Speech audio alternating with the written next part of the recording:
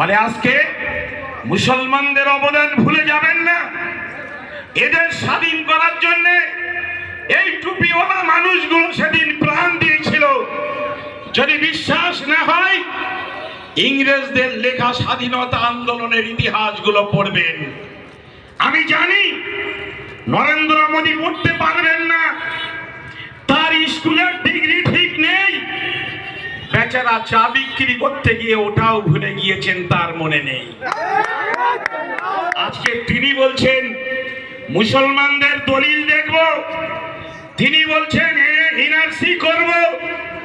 তার দলের কুলাঙ্গার গুলো যারা তৃণমূলে থাকার সময় মাথায় টুপি দেয়, গায়ে হাজি রুমাল দেয়, মুসলমানদের পক্ষে কথা বলে, আজান হওয়ার আগে ইফতার নিয়ে বসে যায়, ওই শয়তান কুলাঙ্গার গুলো যখন সাম্প্রদায়িক ফ্যাসিবাদী দলে যায় তখন ওরা ভুলে যায় যে তৃণমূলের সময় কোরবানির সময় কিসের মাংস খেতাম, এটা তখন তারা ভুলে যায় বিজেপিতে যাওয়ার পরে।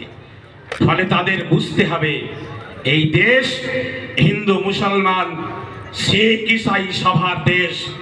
এই দেশের আইন কোনোভাবে চাইলেই বদলানো যাবে না। ধর্ম পালন করা এটা মুসলমানের মৌলিক অধিকার, হিন্দু ভাইয়ের মৌলিক অধিকার, শিখ ভাইয়ের মৌলিক অধিকার, তার মাথায় পাগড়ি থাকবে। তেমনি ভাবে মুসলমানের মৌলিক অধিকার কামরুজ্জামানের মাথায় টুপি থাকবে।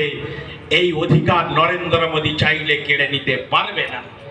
আপনারা দেখেছেন আওয়াজ তুলেছেন, গোটা ভারতবর্ষে আওয়াজ উঠেছে।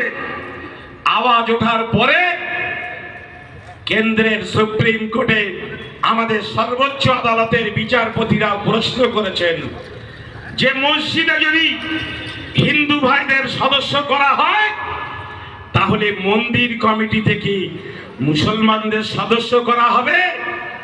নরেন্দ্র মোদীদের যাদের আইনজীবী ছিল তারা মহামান্য সর্বোচ্চ আদালতের এই যে প্রশ্ন, সেই প্রশ্নে তারা উত্তর দিতে পারেনি। আমরা চাই যে মহামান্য সর্বোচ্চ আদালত বিষয়টিতে আরো দৃঢ়তার সঙ্গে হস্তক্ষেপ করুক। কিন্তু জেনে রাখবেন আজকের যারা বলছে যে মহামান্য সর্বোচ্চ আদালত কথা বলেছে, বিষয়টি বিচারাধীন আছে, ফলে আন্দোলনের প্রয়োজন নেই, জেনে রাখবেন ওরা কিন্তু কোনো সুবিধা পায়, সরকারের সুবিধা খায়, সরকারের সুবিধা নেই, তাই তাদের কলমের উপরে মোহর পড়ে গিয়েছে, তারা হক কথা বলতে পারে না। কিন্তু আমি আপনি যারা সরকারের কোনো সুবিধা নিই না, আমরা কিন্তু হক কথা বলবো, আমরা কিন্তু হারাম খেয়ে হারামিপনা কথা বলবো না। ঠিক। তাই বন্ধুগণ, হকের জন্য লড়াই করতে আগামী 26শে এপ্রিল কলকাতায় ব্রিগেড প্যারেড গ্রাউন্ডে যে মহা সমাবেশের ডাক দেওয়া হয়েছে, এই সমাবেশে আপনাদের সকলকেই সব এলাকা থেকে, সব গ্রাম থেকে আপনাদেরকে যেতে হবে এবং আপনাদের এই বৃহত্তর লড়াইতে অংশ নিয়ে লাভবাহিক বলতে হবে। 10 তারিখে অল ইন্ডিয়া মুসলিম পার্সোনাল ল বোর্ড সিদ্ধান্ত নিয়েছিল যে দেশের বড় শহরগুলোর মতো পশ্চিম বাংলার বড় শহর কলকাতাতেও একটি সমাবেশ অনুষ্ঠিত হবে। এই 10 তারিখ, আজকে 20 তারিখ, 10 দিনের মধ্যে পশ্চিম বাংলার কোচবিহার থেকে শুরু করে মেদিনীপুর, সাগর থেকে পাহাড়, সমস্ত মানুষ লাভবাহিক বলে উঠেছেন যে শুধু সময়ের অপেক্ষা। আগামী শনিবার 26শে এপ্রিল কলকাতার ব্রিগেডের মহা সমাবেশে মানুষ যাওয়ার জন্য তৈরি।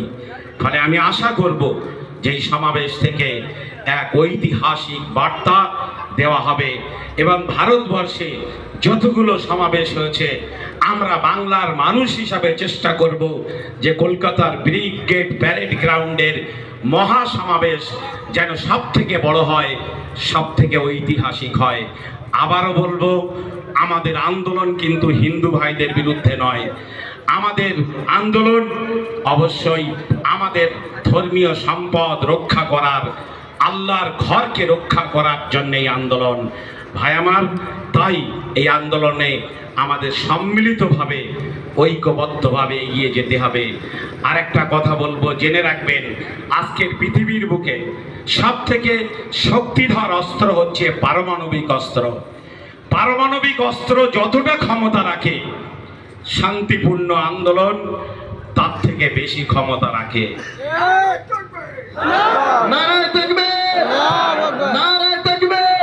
তাই আমাদের সমস্ত আন্দোলন হবে শান্তিপূর্ণ আন্দোলন।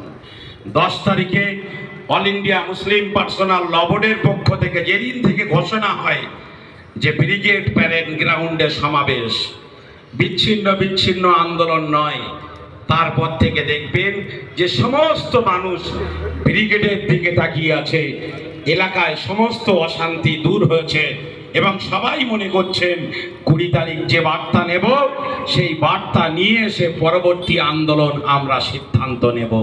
ফলে আশা করি আপনারা কলকাতায় শান্তিপূর্ণভাবে যাবেন। যাওয়ার সময় কোনো স্লোগান দেবেন না, জাতীয় পতাকাই একমাত্র রাখুন। এটা আমাদের দেশের গর্বের পতাকা, অন্য কোনো পতাকাও আপনাদের নেওয়ার দরকার হবে না।